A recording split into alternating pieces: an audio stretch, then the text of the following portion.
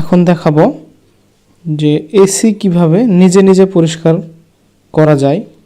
তো এর জন্য এসি ফ্রন্ট প্যানেলের ওপরেই দুই সাইডে দুটো আঙুল দিয়ে চাপ দেওয়ার মতো একটু জায়গা থাকে প্রত্যেকটা এসিতেই।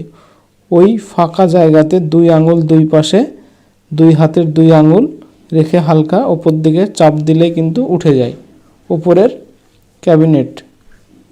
তারপরে আমাদের যেটা করতে হবে, এখানে প্রত্যেকটা এসির এরকম দুটো ফিল্টার দেয়া থাকে। তো এই ফিল্টার দুটোকে বের করে পরিষ্কার করতে হবে। এসি চললে ঘরের ধুলো এখানে জমা হয়, যার ফলে এর ভেতরে যে সূক্ষ্ম ফুটোগুলো থাকে সব বন্ধ হয়ে যায় ধুলো আটকিয়ে। দেখুন কুলিং কয়েলের ওপরেও কিভাবে ধুলো আটকিয়েছে। তো আমাদেরকে এই ফিল্টার দুটো পরিষ্কার করতে হবে।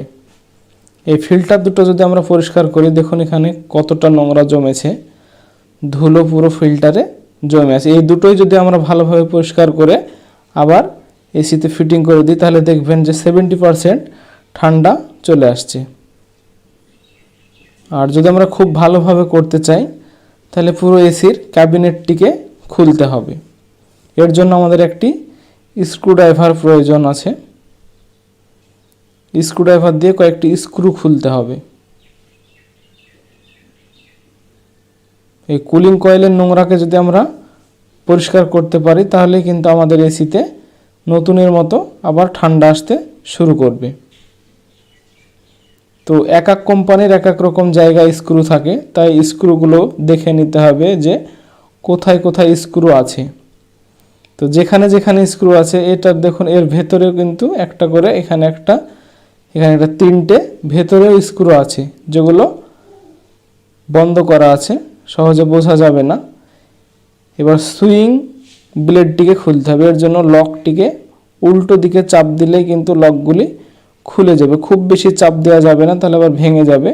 মিডিলটিকে হালকা একটু ডাউন করে দুই পাশে থেকে টেনে নিতে হবে। তো সুইং ব্লেড খুলে নেওয়া হলো।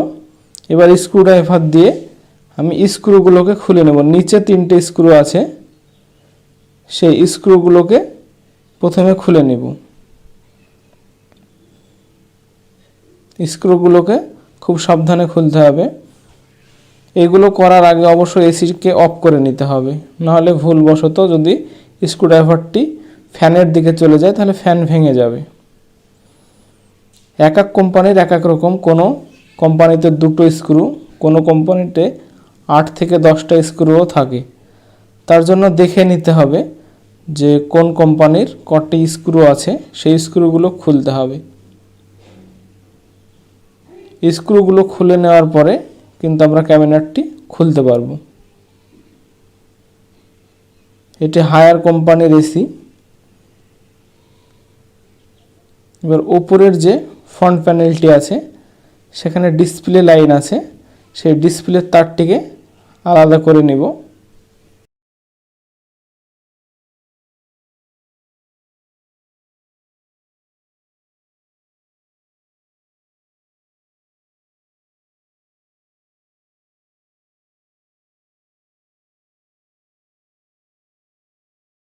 ডিসপ্লের কাছে দুটো ছোট ছোট স্ক্রু আছে, আমি একটি ছোট স্ক্রুড্রাইভার দিয়ে স্ক্রু দুটোকে খুলে নেব, তাহলে ডিসপ্লেটি ফ্রন্ট প্যানেল থেকে আলাদা হয়ে যাবে। তো এইভাবে আমরা ডিসপ্লেটিকে খুলে নেব। ডিসপ্লেটিকে সবসময় আলাদা করে রাখতে হবে, কারণ ডিসপ্লেতে জল গেলে ডিসপ্লে খারাপ হবে। আমরা ফ্রন্ট প্যানেলটিকে ধোবো, সেই কারণে এই ডিসপ্লেটিকে আলাদা করে রাখবো। এবার ফ্রন্ট প্যানেলটি খোলার জন্য লকগুলো যেই দিকে থাকবে, তার উল্টো দিকে হালকা একটু চাপ দিলেই কিন্তু এই লকগুলো বেরিয়ে আসবে। যেই দিকে লকটি ঢোকানো থাকবে, তার উল্টো দিকে চাপ দিলে কিন্তু এই লকগুলি খুলে ফ্রন্ট প্যানেল চলে আসবে। এবার আমাদের কাজ হচ্ছে ক্যাবিনেটটির উপরে কিছু লক আছে, সেগুলোকে খুলতে হবে। উপরের লকগুলি কিভাবে আছে একটু দেখায় আপনাদের। দেখুন যে লকগুলি বাঁধানো আছে ক্যাবিনেটের সঙ্গে। তো এবার এইগুলোকে হালকা উপর দিকে টান দিলে কিন্তু লকগুলো সব খুলে যাবে। এখানে কোনো স্ক্রু নেই, তো আমি এইভাবে হালকা উপরের দিকে টান দিচ্ছি প্রত্যেকটা লকের কাছে। এখানে একটি লক আছে, এখানে উপরে একটু টান দিব, যেখানে লক আছে সেখানে উল্টো দিকে একটু উপর দিকে টান দিলে কিন্তু লকগুলি খুলে যাবে। আমার সব লকগুলি খোলা হয়ে গেল। এবার আমি ফ্রন্ট প্যানেলটিকে আস্তে আস্তে নামিয়ে নেব। সব স্ক্রু খোলা হয়ে গিয়েছে আর লকগুলিও সব খোলা হয়ে গিয়েছে। এবার আমি ফ্রন্ট প্যানেলটিকে আস্তে আস্তে ওখান থেকে বের করে নেব। ডিসপ্লেটি কিন্তু ও পিসিবির সঙ্গে কানেক্ট করাই আছে, তাই ওটা ওখানে ঝুলেই থাকবে। এবার আমরা এই ক্যাবিনেটগুলোকে ভালো করে ধুয়ে নেব। দেখুন কুলিং কয়েলে কত নোংরা জমে আছে, এখানে প্রচুর ধুলো আটকে গিয়েছে। তো এগুলোই আমাদেরকে পরিষ্কার করতে হবে, তাহলে কিন্তু আমাদের এসি একদম সুন্দরভাবে বাতাস দেবে। ফ্যানেও প্রচুর নোংরা থাকে, সেগুলো ব্রাশ দিয়ে পরিষ্কার করে নিতে হবে। এবার এগুলোকে আমরা কোনো একটি ট্যাপের কাছে এনে ভালোভাবে শ্যাম্পুর জল দিয়ে ধুয়ে নেব। শ্যাম্পু বা সার্ফ যে কোনো কিছু দিয়ে আমরা ভালোভাবে পরিষ্কার করে নিতে পারি। ব্রাশ দিয়ে, রং করা যে ব্রাশ পাওয়া যায় সেই ব্রাশ দিয়ে আমি এইগুলোকে ভালোভাবে পরিষ্কার করে নেব।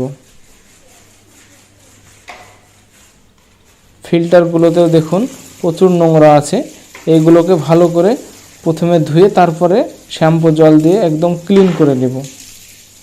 তো এইভাবে আমাদের ফ্রন্ট প্যানেল, ক্যাবিনেট, ফিল্টার যেগুলো আছে, সুইং ব্লেড সবগুলোকে কিন্তু শ্যাম্পু জল দিয়ে ভালো করে পরিষ্কার করে নেব।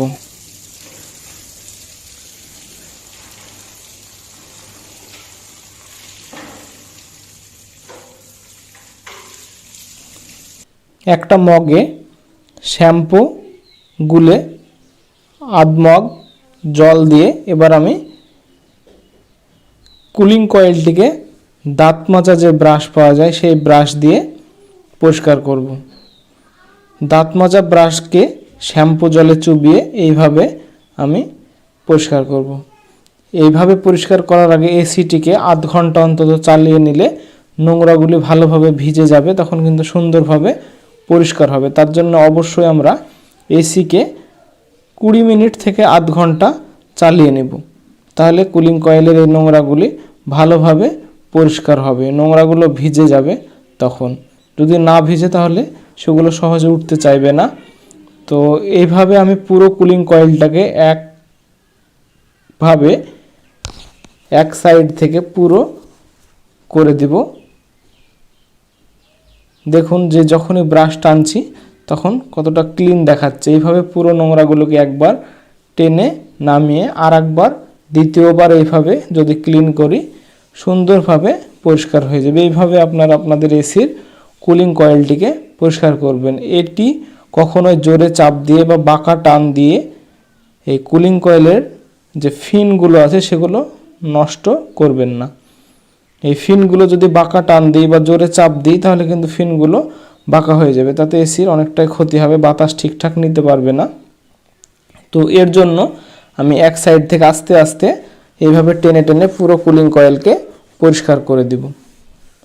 একবার পুরোটি করার পরে দ্বিতীয়বার যদি এইভাবে পরিষ্কার করি তাহলে দেখবেন সুন্দরভাবে পুরো কুলিং কয়েলটি পরিষ্কার হয়ে যাচ্ছে। তো সবসময় মাথায় রাখতে হবে ওই টিনগুলো যাতে কোনো কারণে বাঁকা না হয়। কোনো কোনো এসির পিছনের দিকেও এই রকম কুলিং কয়েল থাকে, 3টে পার্ট থাকে, পিছনে একটি, সামনের দিকে 2টো। তো 2টো সামনে তো সহজেই করা যায়, পিছনেরটি একটু অসুবিধা হয়, সেটাও আপনারা একটু সাবধানে করে নেবেন। তো দেখুন কত সুন্দর পরিষ্কার হয়ে গিয়েছে। এবার পরিষ্কার হয়ে গিয়েছে, এরপরে আমি ক্যাবিনেটগুলোকে লাগিয়ে দেব।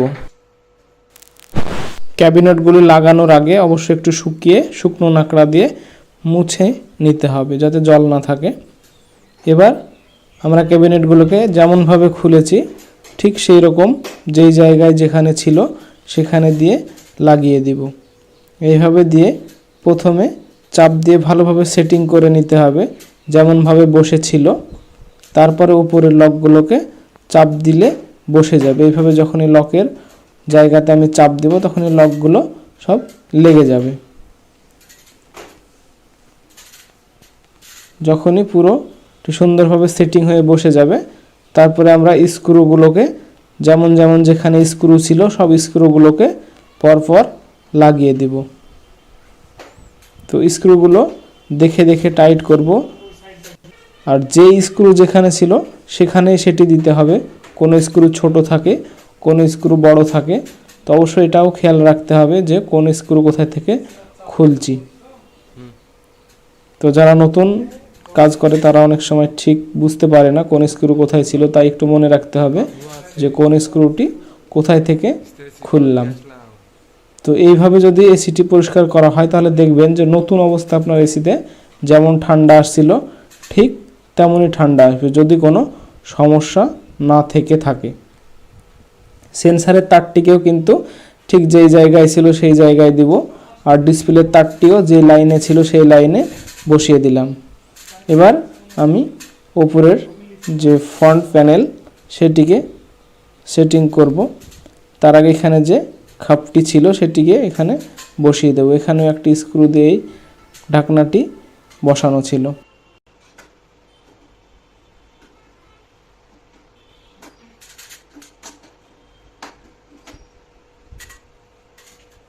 প্রত্যেকটা স্ক্রুকে সুন্দরভাবে টাইট করতে হবে। যদি স্ক্রু লুজ থাকে তাহলে কিন্তু সেখান থেকে আবার শব্দ আসতে পারে, তাই যেমন টাইট ছিল ঠিক সেই রকমভাবে টাইট করে দিব।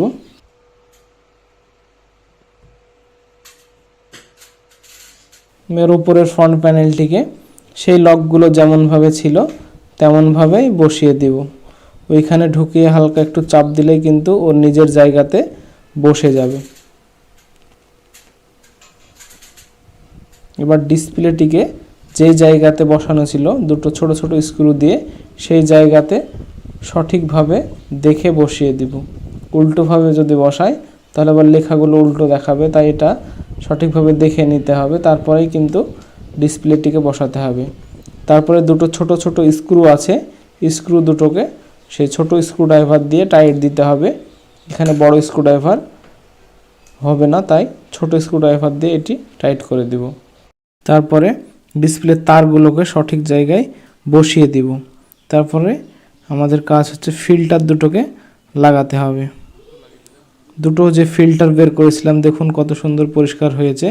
এবার এই ফিল্টার দুটোকে যেখানে ছিল ঠিক সেই ঘাটে ঘাটে বসিয়ে দেব। ঘাটে ঘাটে দিয়ে যদি উপরের দিকে ঠেলা দিই তাহলে কিন্তু ঠিক জায়গাতে বসে যাবে। এইভাবে ফিল্টার দুটোকে বসিয়ে দিব। এবার সুইং ব্লেডটিকে লাগাবো। প্রথমে ডান সাইড, তারপরে বাঁ সাইড, তারপরে মিডিলে দুটো লক আছে, লক দুটোকে লাগাবো। তো এইভাবে আমাদের সুইং ব্লেডটি লাগানো হয়ে গিয়েছে। এবার ফ্রন্ট প্যানেলটিকে ওপর থেকে নিচের দিকে চেপে বসিয়ে দেবো। 3-4টে যে লক আছে একটু হালকা হালকা চাপ দিলেই কিন্তু লকগুলো সুন্দরভাবে বসে যাবে। এবার একটু শুকনো ন্যাকড়া দিয়ে পুরোটিকে মুছে দিব, কোথাও জল বা কোথাও নোংরা থাকলে পুরো ক্লিয়ার করে দিব। তো দেখুন এইভাবে এসিটি ক্লিয়ার করা হয়ে গেল। এবার দেখুন যে সুন্দরভাবে এসিতে বাতাস আসছে এবং ঠান্ডাও হচ্ছে। এত কিছু যদি না পারেন অবশ্যই ফিল্টার দুটো বের করে ওইভাবে লাগিয়ে দিয়ে দেখুন যে অনেকটাই ঠান্ডা আসছে এসিতে। এবার আমরা চলে যাব আউটডোরে। আউটডোরে দেখুন প্রথমে আমরা আউটডোরের কাছে এসে দুটো পাইপ দেখতে পাবো। দুটো পাইপ যদি রানিং অবস্থায় ঘামে বা ভেজা ভেজা থাকে তাহলে জানবেন যে এসির গ্যাসটি ঠিকঠাক আছে। এবার আমাদের পিছনে যে কন্ডেন্সার আছে সেটি দেখতে হবে। এখানে যদি ধুলো থাকে তাহলে এই কন্ডেন্সারটিকে জল দিয়ে পরিষ্কার করতে হবে, তাহলে আমাদের এসি একদম সুন্দর পারফেক্টভাবে চলবে। এসির আউটডোরের উপরে জল দিয়ে আমি আউটডোরটি একটু পরিষ্কার করে নিব। আউটডোরের উপরে জল দিলে আউটডোরের উপরে যে নোংরাগুলো আছে পরিষ্কার হয়ে যাবে। আর পিছনে যে কন্ডেন্সার আছে সেটিতেও জল দিয়ে দিতে হবে। যদি ধুলো থাকে তাহলে কন্ডেন্সারটি পরিষ্কার হয়ে যাবে। এইভাবে পুরো কন্ডেন্সারটিকে মগ দিয়ে জল ঢেলে ঢেলে পরিষ্কার করে দিতে হবে। তাহলে দেখুন যে এসিতে সুন্দরভাবে ঠান্ডা আসে, আর কোনো সমস্যা থাকবে না। যদি গ্যাস ঠিক থাকে তাহলে একদম সুন্দরভাবে ঠান্ডা আসবে। তো বন্ধুরা এই ধরনের ভিডিও যদি আপনারা দেখতে পছন্দ করেন অবশ্যই চ্যানেলটি সাবস্ক্রাইব করে রাখুন।